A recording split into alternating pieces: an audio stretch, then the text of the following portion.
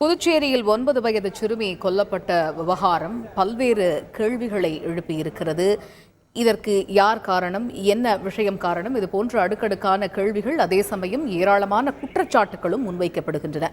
அதில் மிக முக்கியமான குற்றச்சாட்டாக பார்க்கக்கூடிய ஒரு விஷயம்தான் புதுச்சேரியில் குழந்தைகள் நல ஆணையம் செயல்படவில்லை என்று சமூக ஆர்வலர்கள் தெரிவித்திருக்கிறார்கள். இது பற்றி நிறைய பேச வேண்டியிருக்கிறது. நம்மோடு இணைகிறார் சமூக நல ஆர்வலர் திருமிகு காயத்ரி ஆச்சாரியா. அவரிடம் பேசுவோம்.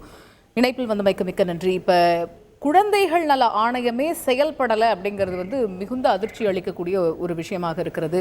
இது பற்றி ஏற்கனவே மாவட்ட ஆட்சியரிடமும் புகார் கொடுக்கப்பட்டிருக்கிறது அப்படின்னு சொல்லியிருக்கிறீங்க. ஒரு பக்கம் இதுக்கு என்ன காரணம், என்ன சொல்றாங்க, எப்பொழுதுல இருந்து இந்த ஆணையம் செயல்படவில்லை, என்ன காரணத்தினால இது செயல்படல?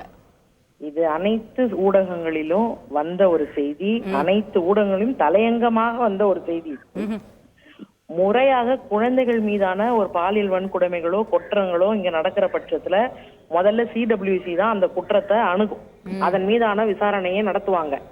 அதன் மீது இவங்க எடுக்கக்கூடிய நடவடிக்கையானது காவல்துறைக்கும் போக்சோக்கும் அது இவங்க கூடவே இருந்து ஃபாலோ பண்ணி அந்த வழக்கை நடத்துவாங்க.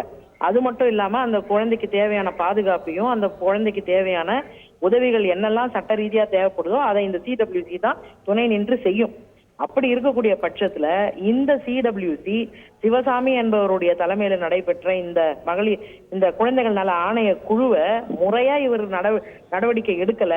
நிறைய இவங்க சமரசத்தோட இவங்க இந்த வழக்குகளை அணுகியிருக்காங்க. முறையான குற்றச்சாட்டுகள் மீது துரிதமா நடவடிக்கை எடுக்கலன்ட்டு தொடர்ந்து சமூக ஆர்வலர்கள் புகார் அளித்ததன் பேரில் ஒரு குழு அமைச்சு அதன் மீதான விசாரணை நடத்தி எங்க இவங்க எல்லாம் கூண்டோட மாட்டிக்குவாங்களோ, இவங்க செஞ்ச தில்லுமுள்ளுகள் எல்லாம் வெளியில வந்துருமோ அப்படிங்கிற பயத்துல கூண்டோட ராஜினாமா பண்றாங்க. இந்த கூண்டோட ராஜினாமா பண்ணி இவர்கள் மீதான ஒரு 600 பக்க அறிக்கையை சமர்ப்பிக்கிறாங்க அந்த உண்மை அறியும் குழு.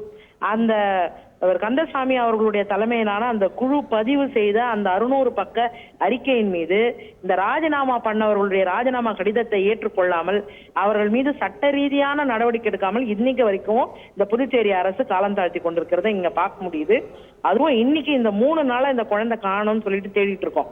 போன ஒரு வாரத்துக்கு முன்பாக ஒரு நரிக்குறவருடைய குழந்தை பீச்ல பலூன் வச்சுக்கிட்டு சைட்ல விளையாடிட்டு இருந்த குழந்தைய காணோம்னு சொல்லிட்டு 1/2 மணி நேரத்துல புகார் பதிவு செய்து 24 மணி நேரத்துக்குள்ளாக அந்த குழந்தை காரைக்கால்ல கண்டெடுக்கப்பட்டது.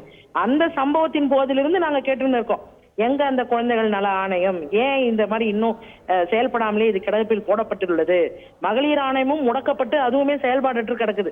அதுக்கு ஒரு அலுவலகம் இருந்தும் கூட அந்த அலுவலகத்துக்கு முறையான புகார்களோ பாதிக்கப்பட்ட பெண்கள் கொண்டு போய் சேர்க்க முடியாத நிலைமை உள்ளது.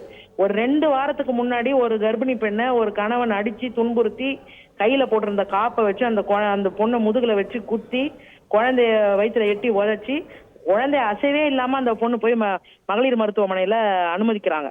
அங்க எஃப்ஐஆர் பதிவு பண்ணி போலீஸ் ஸ்டேஷனுக்கு வருது. அதன் மீதும் நடவடிக்கை எடுக்காம ஒரு வரதட்சணை புகார் சொன்ன அந்த கர்ப்பிணி பெண்ணினுடைய புகார் மீதும் நடவடிக்கை எடுக்காம வழக்கு போட்டு அந்த குற்றவாளிக்கு பாதுகாப்புக்காக ஒரு சிட்டிங் எம்எல்ஏ அவர் கூட அவரை கைது பண்ண கூடாதுன்னு காவல் நிலையத்தை முற்றுகையிடுறாங்க. இப்படிப்பட்ட கேவலமான நிலையில தான் இன்னைக்கு புதுச்சேரி இருக்கு. மகளிர் ஆணையம் செயல்படல, குழந்தைகள் நல ஆணையம் செயல்படல, குழந்தைகள் மீதான உரிமைகளும் அவர்களுக்கான பாதுகாப்புங்கிறது இங்க கேள்விக்குறியாதான் இருக்கு. இந்த 3 நாளும் அந்த குழந்தை இப்ப சில சம்பவங்களை பட்டியலிட்டு இருக்கிறீங்க. இதுக்கு முன்னாடியும் நடந்த சில சம்பவங்கள்ல இருந்து இந்த குழந்தைகள் நல ஆணையம் முறையான ஒரு செயல்பாட்டுல இல்லைங்கிற ஒரு குற்றச்சாட்டை இது வரைக்கும் வச்சிருக்கோம் அப்படிங்கறதையும் சொல்லிருக்கீங்க. யார் யாருக்கெல்லாம் இத கவனத்துல எடுத்துட்டு போனீங்க இந்த சமூக நல ஆர்வலர்கள் குழு சார்பாக? போராட்டத்தின் வாயிலாகவும் நாங்க சொல்றோம், தீர்மானம் போட்டு கொடுக்கறோம். அரசினுடைய கவனத்துக்கு உரிய துறை அதிகாரிகளுக்கு தெரியும். எல்லாம் நேரடியா தானே போய் கேட்கறோம், நேரடியா தானே பேசுறோம். அப்படி இருக்கக்கூடிய பட்சத்துல ஒரு தலையங்கமா வந்த செய்தியை கூட இவங்க எப்படி உதாசீனப்படுத்துறாங்கன்றத பாருங்க. இல்ல, இப்ப குழந்தைகள் நல குழு ஆணையம் கூட்டோடு ராஜினாமா செய்யறாங்க. அவர்கள் மீதான அந்த குற்றச்சாட்டு நிரூபிக்கப்பட்டால் தண்டனைக்குரியவர்களாக மாறுவார்கள், அதனால ராஜினாமா செய்யறாங்கும் போது இப்ப அந்த அந்த அந்த குழுல இருந்தவங்க அவங்க இப்ப எங்க இருக்கிறாங்க? அவங்க மேல இப்ப ஏதேனும் நடவடிக்கை எடுக்கப்பட்டிருக்கிறதா அரசு தரப்புல? அதுதான் இன்னும் இவங்க மௌனம் காக்குறாங்க. உண்மை தகவல்களை வெளியில சொல்ல மாட்டேங்கிறாங்க.